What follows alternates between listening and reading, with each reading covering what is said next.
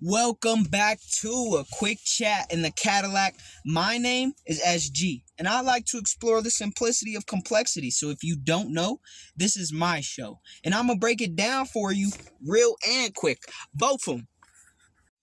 Today we're gonna be talking about something for the young peoples and the single people. So if you ain't young or you ain't single, I don't know if this applies to you, but you probably will agree with what I'm about to say. Today we're gonna be talking about what it's like. What it's like outside, man. These streets, they don't love nobody. And when I say streets, I don't just mean the niggas on the corner that's flipping birds, okay? Or the niggas that's in the back of the club flipping birds. I'm talking about the streets that you send your significant other back to after y'all get done with each other. We talking about the streets. He or she belong to the streets. That's what we talking about right now. And let me just tell you something, all right? Let me just tell you from experience, because I have been in all different types of positions when it comes to pause. Again, I've been in all different types of roles when it comes to relationships. Whether I was the good guy, the nice guy, the bad guy, the fucking guy who doesn't give a shit, but still asks you to pull up and you pull up. You know what I mean? It doesn't really matter. I've been in each of those positions. And I've had different experiences. I've also been in committed relationships, and I've also been single for a long time, and I've also been in stages where I was like, I ain't committing to shit. So you could take my word for it if you want, but I got a little bit of knowledge about this stuff. And one thing I noticed in particular about social media is right now, the purpose of social media when it comes to relationships is to divide. It's to divide and conquer. We'll put the men over here and turn them into incels. We'll put the women over here and turn them into, let's just say, entitled individuals. And no one wants to meet in the middle no more. One thing I notice about dating in today's day and age is there's never enough. You can't really provide. I mean, always when it comes to the wrong person, it'll never be enough. But you can't really provide anything and say, oh yeah, I'm going to be good, this is enough. Because someone's always going to find something to pick at. And that could be your significant other, but it doesn't have to. It could be the people around them. It could be, their friends, their family, their coworkers. It could even be fucking social media itself. How many times have each of you right now opened up your social media? If you scroll through, especially some shit like Facebook or Instagram, TikTok too, shit. You'll scroll through some shit and it'll tell you, if you don't do this, if they don't do this, your relationship is a sham. They don't really love you. Who the fuck are these people? I just am confused because as a young man in this world, I try to pride myself on observation and learning. So I like to observe, I like to learn, I like to take in information and process it. And when I watch all this shit on social media about relationships, I know it's part of my algorithm, so clearly for some reason it keeps popping up. I'm not going to even get into that. But when I see this stuff, I'm like, how many other people see this shit and then actually listen to it? What the fuck happened to people just being their goddamn selves? I know it was always a little bit of an epidemic. People wanted to think and act and talk like everyone fucking else because that's what is supposed to be okay. But in social media, this shit is wild. They're getting surgical with it. If you want to talk about the CIA, let's say, oh, this is a psyop. Oh, they're getting surgical with this psyop. But no, really, in reality, what I think is happening is everyone is so fucking afraid to be themselves that they have to set rules for everyone else.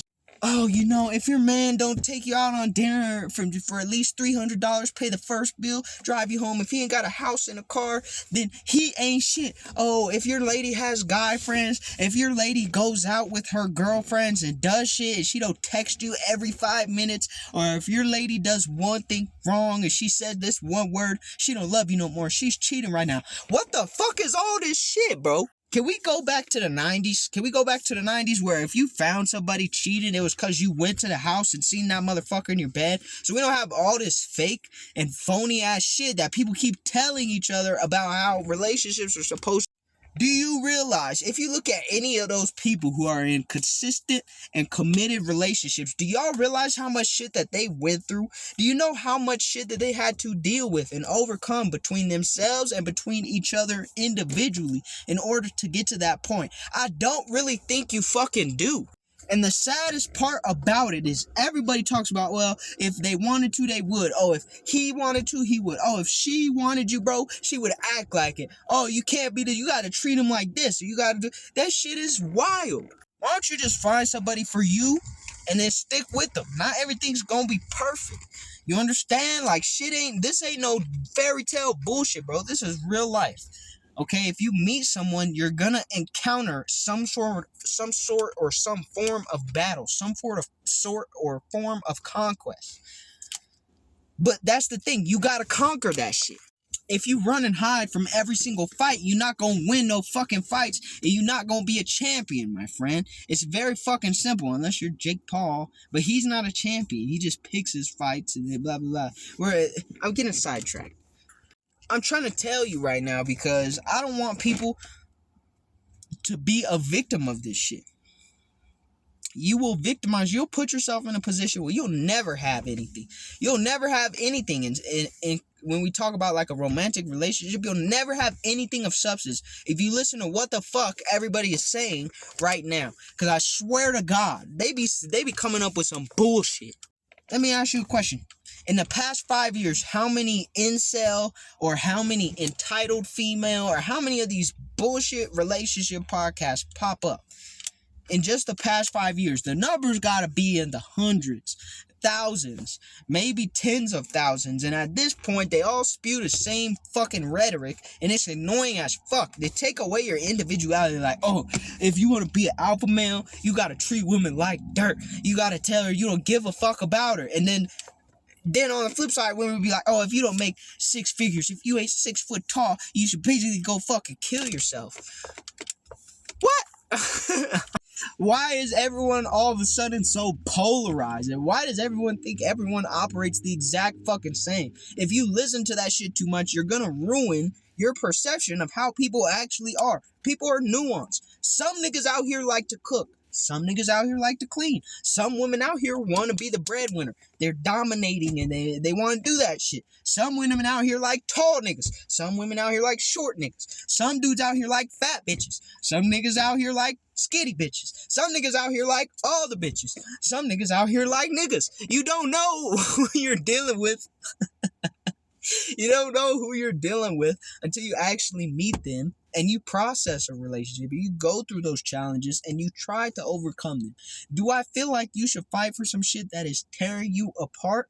Probably not. It depends how it's tearing you apart. Is it tearing down all these preconceived notions, that past traumas and past experiences and poor advice from people who have no evidence of positive relationships in their life?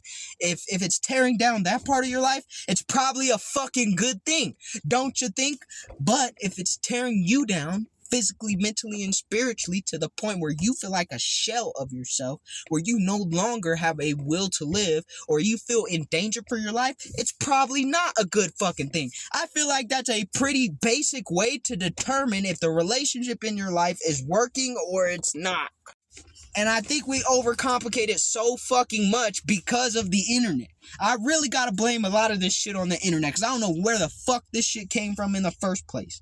Back in the 90s, you used to have to go find somebody cheating on you to know that they're fucking cheating on you. Or call the house, and that nigga be on the phone. Oh, yo, nah, Keisha's with me right now. That's what used to happen. Now it's like, oh, if she leans to the left and takes 2 steps, she's a cheating ass bitch. Why would you say some shit like that? Especially to young people. People who are like 16, 17, 18, and they grow up, and this is how they fucking think. It's bullshit. It really is. I'm getting real passionate about this because essentially you're taking away the one thing that makes us immortal, reproduction. And the safest way to reproduce is within a family unit. And if you take away the family unit, then we're all reproducing this line of people with consistent trauma and pain and experiences of abuse in some form or another, or neglect in some form or another. And you perpetuate the cycle by listening to these bullshit ass motherfuckers for entertainment value. Stop listening to that shit. Be your goddamn self and let people be themselves.